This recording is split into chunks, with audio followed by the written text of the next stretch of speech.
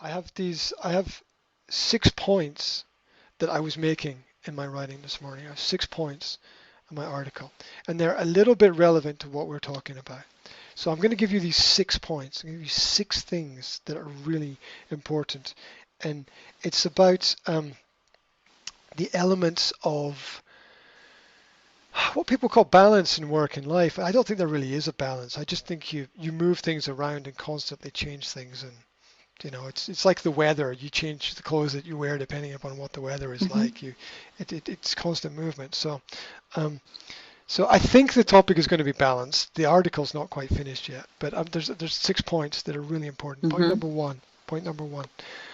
Your work should allow you to breathe, not suffocate you. Already mentioned that. Your work should allow you to breathe. If you're starting to feel that you can't breathe, then then you need something which is channeling energy into you, not taking you out. And if you have to live without trust and you fear things and you're constantly worrying about stuff, then it's a loss of energy. It's a loss of energy that could be channeled in a much more productive way. That's point number one. Point number two, to motivate is more beneficial than to dictate. To motivate is Mm-hmm. more beneficial than to dictate. Uh, then the question is, how do we motivate? We motivate through demonstration. We demonstrate how to do things, and then those who want to learn learn. Those who want to follow follow. Uh, um, that's that that's the way that it goes. Um, so so so I think it's to avoid dictating, especially when it's obvious who knows more in a situation, right? It's obvious who knows more in any situation. Point number three, everybody struggles from time to time. Uh, so this point is that it's okay.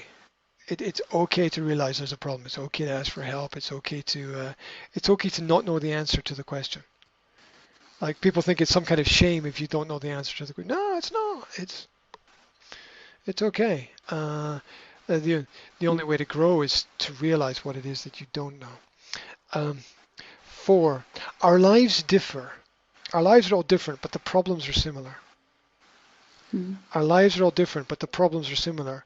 Your husband's relationship to your children is very similar to your relationship and communication to your husband. Yeah. So our lives are different, but the problems are similar. That you had problems with your parents growing up in relationships. Your husband had problems with his parents growing up in his relationship. These are things that bind us together that we can communicate about. So people are different, but the problems are quite similar.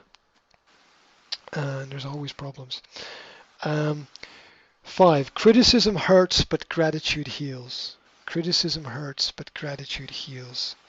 Yeah, so being being critical to people, when we're critical, we want to be we're trying to be helpful, but Mm-hmm. there's a higher level of existing, and the higher level of existing is being happy that what is.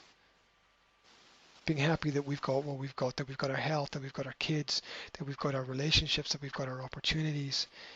And that usually prevents us from being critical. Uh, we can still suggest and we can still motivate people, but it's it, criticism is not usually the highest form of emotional response to events.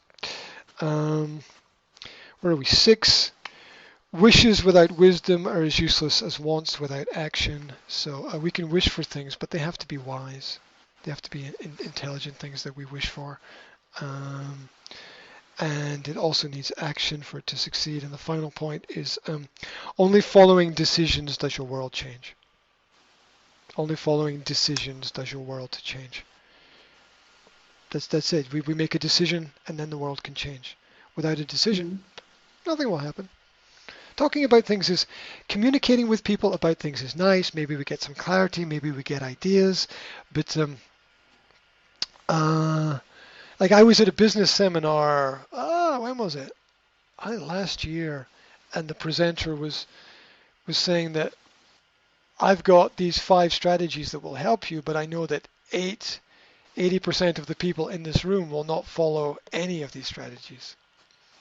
Mm-hmm. Yeah, and it's true because it's just the way that we are. It's necessary to act, to try something, even if it doesn't work. To experiment. We understand this on a small scale.